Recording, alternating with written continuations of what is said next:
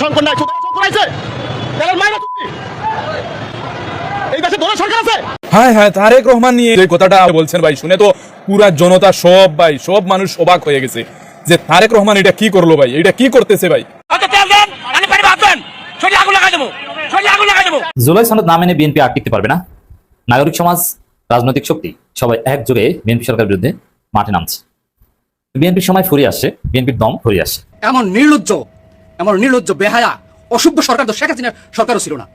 আরে কিভাবে মাইন্ডে এই জিনিসটা ঢুকাইলো? কাঁধে নেওয়ার মানে কি জানেন? জুলাইকে পুরো কাঁধে নিয়ে নিছে আমাদের বীর সেনাবাহিনী। এটা মাথায় রাখেন, জনগণের বিরুদ্ধে গেলে যে কি হয় এটা ভাঙ্গা বলার কিছু নাই। এই ইতিহাস সবাই জানা আছে, তরতাজা ইতিহাস। এই তো 24 সালের ঘটনা। আমরা এখন যে বিএনপি দেখতে পাচ্ছি এটা শহীদ জিয়ারও বিএনপি না, বেগম খালেদা জিয়ারও বিএনপি না, বিএনপি হয়ে গেছে সালাউদ্দিন আহমেদের বিএনপি। তোমরা যে এখানে আসিলা বাবা তারেকের মতো এখানে যাওগা, তুমি দেড় সালের মতো লোক না। তোমরা দেড় সালাতে যদি না পারো, সেনাবাহিনী দেশটা চালাক 1 বছর তাহলে দেখেন বাটপার সিটার যা আছে সেনাবাহিনী পারবো করতে বলি। আমাদের যদি জ্বালানি সংকট নাই, যদি আমাদের বিদ্যুতের সংকট নাই, তাহলে লোডশেডিং কেন?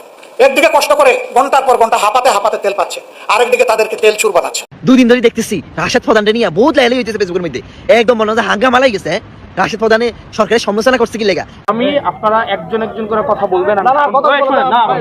চট্টগ্রামের কাট্টলী এলাকা গতকাল দুপুর থেকে সন্ধ্যা পর্যন্ত উত্তপ্ত হয়ে উঠেছিল। সাবেক মেয়র এম মঞ্জুর আলমের বাসভবনের সামনে শত শত যুবদল ও ছাত্রদলের নেতাকর্মী জড়ো হয়ে স্লোগান দিয়েছিলেন, বিশ্বাসঘাতকদের ঠাঁই নেই, জুলাইয়ের রক্ত বৃথা যেতে দেব না।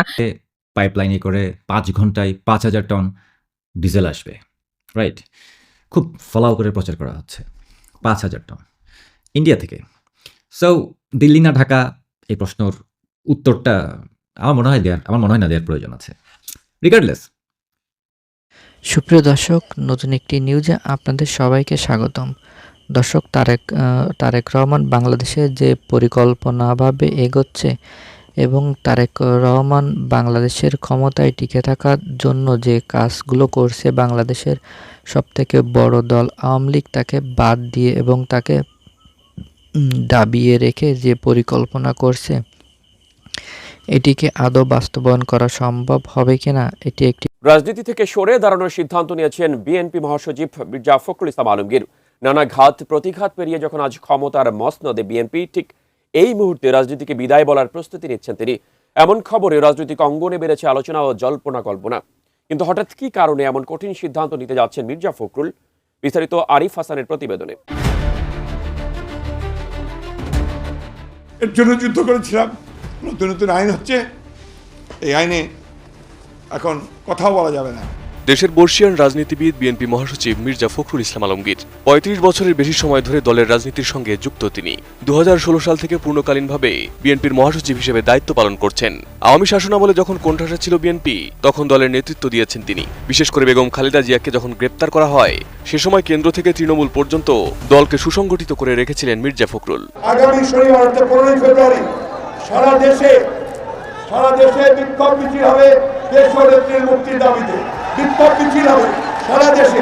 দেশের রাজনীতির নাটকীয় পালাবদলে বর্তমানে সুদিন ফিরেছে বিএনপির। তারেক রহমানের নেতৃত্বে ক্ষমতার মসনদে বসেছে দলটি। এদিকে এমন সময় রাজনীতিকে বিদায় বলার সিদ্ধান্ত নিচ্ছেন এই বর্ষিয়ান নেতা। আর এই খবরে নানা জল্পনা কল্পনা জোরালো হচ্ছে দেশের রাজনৈতিক অঙ্গনে। অবসরে যাওয়ার ইঙ্গিত দেন তিনি। মূলত চলতি বছরে কাউন্সিল আয়োজনের প্রস্তুতি নিচ্ছে বিএনপি। কাউন্সিল আমরা আশা করছি এবছরই হবে এবং আমরা তার জন্য যে প্রয়োজনীয় ব্যবস্থা সেটা নেব। মির্জা ফখরুল জানান, তিনি খুবই ক্লান্ত, তারপরেও আগামী কাউন্সিল পর্যন্ত থাকতে হচ্ছে। কাউন্সিল করে আমি একটু অবসর নিতে চাই। Enough is enough. আমার বহুত বয়স হয়ে গেছে, অসুস্থ হয়ে গেছি। এখন it's better to retire from politics. এর আগেও নির্বাচনী প্রচারণাতেও শেষ নির্বাচন বলে জানিয়েছিলেন মির্জা ফখরুল। 2011 সালের মার্চে ভারপ্রাপ্ত মহাসচিব হন মির্জা ফখরুল ইসলাম আলমগীর। এরপর 2016 সালের কাউন্সিলের পর থেকে সামলাচ্ছেন মহাসচিবের দায়িত্ব। আমি আপনারা একজন করে কথা বলবেন না। চট্টগ্রামের কাট্টলী এলাকা গতকাল দুপুর থেকে সন্ধ্যা পর্যন্ত উত্তপ্ত হয়ে উঠেছিল। সাবেক মেয়র এম মঞ্জুর আলমের বাসভবনের সামনে শত শত যুবদল ও ছাত্রদলের নেতাকর্মী জড়ো হয়ে স্লোগান দিয়েছিলেন, বিশ্বাসঘাতকদের ঠাঁই নেই, জুলাইয়ের রক্ত বৃথা যেতে দেব না। ভেতরে তখন কুমিল্লা 4 আসনের সংসদ সদস্য ও জাতীয় নাগরিক পার্টির প্রভাবশালী নেতা হাসনাত আব্দুল্লাহ বসেছিলেন। কিন্তু তিনি জানতেন না এই সৌজন্য সাক্ষাৎটি শেষ পর্যন্ত তার জন্য একটি বড় ধরনের ধাক্কা হয়ে উঠবে। সূত্র বলছে গতকাল দুপুরে 2:30 দিকে হাসনাত আব্দুল্লাহর গাড়ি মঞ্জুর আলমের বাসার সামনে এসে থামে। আওয়ামী লীগের সাবেক ঘনিষ্ঠ এই নেতার সঙ্গে দেখা করতে যাওয়ার পেছনে রাজনৈতিক হিসাব নিকাশ ছিল বলে অনেকেই মনে করছেন। চট্টগ্রাম সিটি কর্পোরেশন নির্বাচন সামনে রেখে সম্ভাব্য জোট বা সমর্থন আদায়ের চেষ্টা, এমনটাই গুঞ্জন। কিন্তু খবর ছড়িয়ে পড়তেই স্থানীয় যুবদল নেতা শাহেদ আকবরের নেতৃত্বে যুবদল ও ছাত্রদলের কর্মীরা ঝড়ের বেগে জড়ো হন।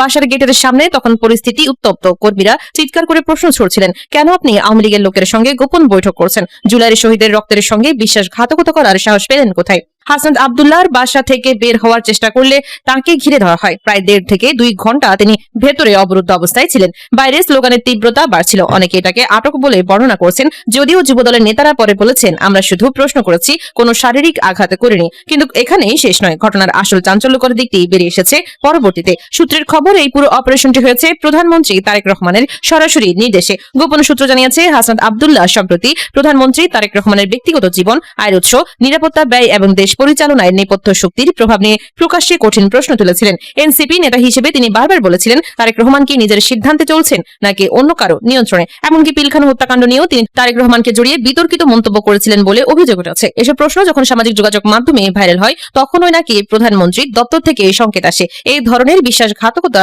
সহ্য করা হবে না। চট্টগ্রামের স্থানীয় যুবদল ও ছাত্রদলের নেতৃত্বকে সতর্ক করে দেওয়া হয় যে হাসনাত যদি মঞ্জুর আলমের মতো আওয়ামী লীগ পন্থীদের সঙ্গে যোগাযোগ বাড়ান, তাহলে কঠোর ব্যবস্থা নিতে হবে। ফলে যুবদল নেতা শাহেদ আকবরও ছাত্রদলের স্থানীয় নেতারা তাৎক্ষণিকভাবে কর্মীদের জড়ো করেন এবং হাসনাতকে প্রশ্নবাণে বিদ্ধ করার পরিকল্পনা বাস্তবায়ন করেন। ঘটনাস্থলে উপস্থিত এক যুবদল কর্মী পরে গোপনে বলেন, আমাদের নেতারা স্পষ্ট বলেছেন, এটি প্রধানমন্ত্রীর নির্দেশ। হাসনাত সাহেবকে বুঝিয়ে দিতে হবে যে জুলাইয়ের আন্দোলনের ফসল এখন তারেক রহমানের নেতৃত্বে সুরক্ষিত। কেউ যদি এর বিরুদ্ধে ষড়যন্ত্র করে, তাকে ছাড় দেওয়া হবে না। হাসনাত আব্দুল্লাহর বাসা থেকে বেরিয়ে গাড়িতে ওঠার সময় তার মুখ ছিল ফ্যাকাশে। তিনি কোনো বক্তব্য দেননি, শুধু দ্রুত চলে যান। এনসিপির পক্ষ থেকে পরে এক বিবৃতিতে বলা হয়, এটা স্পষ্ট মব সন্ত্রাস, গণতান্ত্রিক অধিকার হরণ করা হয়েছে। কিন্তু যুবদল ছাত্রদলের নেতারা পাল্টা জবাব দেন, এটা জনগণের স্বতঃস্ফূর্ত প্রতিক্রিয়া। যারা জুলাই শহীদদের সঙ্গে বিশ্বাসঘাতকতা করবে, তাদের এভাবেই জবাব দেওয়া হবে। এই ঘটনা এখন রাজনৈতিক অঙ্গনে বড় আলোচনার বিষয় হয়ে উঠেছে। অনেকে বলছেন, এটা শুধু হাসনাত আব্দুল্লাহর বিরুদ্ধে নয়, বরং যারা প্রধানমন্ত্রী তারেক রহমানের নেতৃত্বকে চ্যালেঞ্জ করতে চান, তাদের জন্য একটি সতর্কবার্তা। এনসিপির অভ্যন্তরীণ কোন্দল এবং তারেক রহমানের সঙ্গে তাদের সম্পর্কের টানাপোড়েন এখন আর গোপন নেই। দেশকে মাদক মানব পাচার মুক্ত করতে শিগগিরই বিশেষ অভিযান শুরু হবে স্বরাষ্ট্রমন্ত্রী। পাইপলাইনে করে 5 ঘন্টায় 5,000 টন ডিজেল আসবে, রাইট? খুব ফলাও করে প্রচার করা হচ্ছে 5,000 টন ইন্ডিয়া থেকে। সো দিল্লি না ঢাকা, এই প্রশ্নের উত্তরটা আমার মনে হয় না দেওয়ার প্রয়োজন আছে। রিগার্ডলেস, সরকারের পক্ষ থেকে, তারেক সাহেবের পক্ষ থেকে, তারেক ভাইয়ার পক্ষ থেকে বারবারই বলা হচ্ছে, এবং তার বিভিন্ন মন্ত্রী মিনিস্টার নেতারা বলছে বিএনপির, যে বাংলাদেশে তেলের কোনো সমস্যা নেই, বাংলাদেশে এনার্জির কোনো ক্রাইসিস নেই, বাংলাদেশে বিদ্যুতের কোনো সমস্যা নেই। রিয়েলিস্টিকলি 12 ঘন্টাও কারেন্ট থাকছে না, এরকমও জায়গা আছে। 12 ঘন্টা লোডশেডিং হচ্ছে, 3, 4, 5 ঘন্টা লোডশেডিং, এটা কোনো এটা একটা নর্মাল ব্যাপার হয়ে গেছে। আমি এমনি বলছি না। কিছুদিন আগে আমার ফেসবুকের পেজে, এরপরে বাংলাদেশ আওয়ামী লীগের ফেসবুকের পেজে একটা সার্ভে করা হয়েছিল যে কার বাসায় কোন এলাকায় কতক্ষণ কারেন্ট থাকে না। সেখানে অন অ্যান অ্যাভারেজ হাজার অ্যাকচুয়ালি লক্ষ মানুষ ভোট দিয়েছে যে বেশিরভাগ সময় তাদের 5 থেকে 7 ঘন্টার বেশি কারেন্ট থাকে না। That's the first one, and then the second, third, fourth 12 ঘন্টারও বেশি। সো এমনও অনেক গ্রাম আছে, বিশেষ করে গ্রামাঞ্চলে, বাংলাদেশের বেশিরভাগ মানুষ গ্রামাঞ্চলে, সেখানে কারেন্ট থাকে না 12 ঘন্টারও বেশি।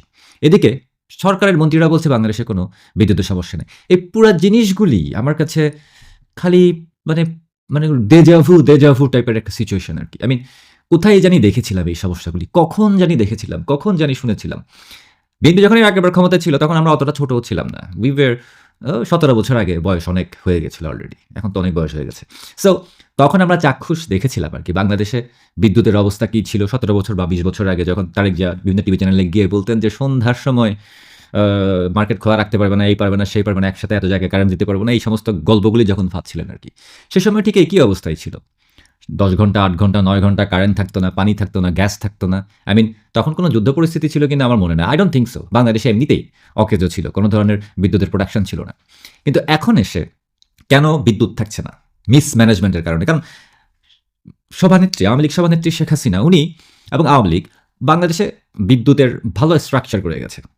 নিউক্লিয়ার পাওয়ার প্ল্যান্ট হতে শুরু করে সবই করে গেছে। এগুলি চালু হওয়ার কথা ছিল, এবং এগুলি নিউক্লিয়ার পাওয়ার প্ল্যান্ট ছাড়াও বাংলাদেশে মোটামুটি অনেক নতুন বিদ্যুৎ কেন্দ্র একেবারে মডার্ন টেকনোলজি দিয়ে করে গেছে, যেগুলির সুফল আমরা ভোগ করে আসছিলাম।